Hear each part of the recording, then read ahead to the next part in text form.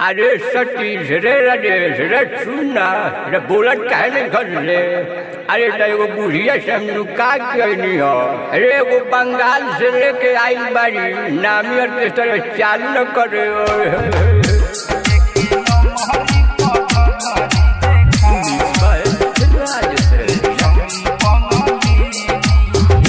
नया बारे तू नचनिया जन मारे नाक के नथुनिया। नया बारे तू नचनिया जन मारे नाक के नथुनिया।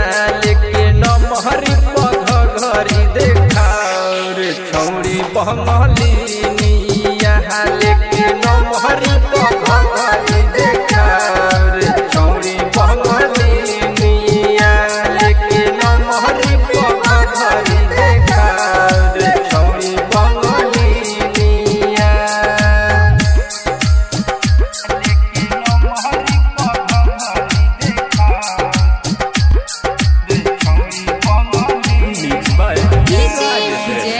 लंगूरवा लगत की चौकी तुड़ दी है आज एकरन तनिको लगत हो लाज। लगत की चौकी तुड़ दी है आज एकरन तनिको लगत हो लाज। कई घट के पीले होई पानिया सब कासे सुपर बना चानिया।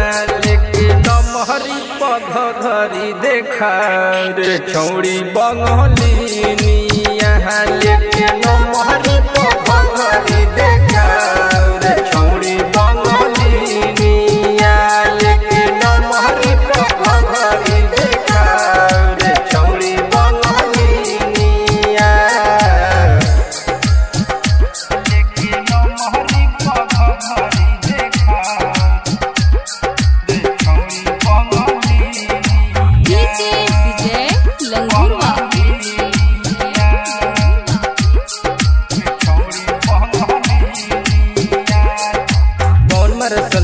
करी बरियारी अशोकर जस तुहे धके अकवारी। फोन मारे सोल तो से करी बरियारी अशोकर जस तुहे धके अकवारी। बीटी कमलेश कहे छमिया बन जा तू हमरो कनिया। लेके नमहरी पग घरी उखाओ रे छौड़ी बंगलिनिया। लेके नमहरी पग घरी उखाओ रे छौड़ी बंगलिनिया। लेके नमहरी पग घरी उखाओ रे छौड़ी बंगलिनिया। भाई MS फिल्म फेनहार।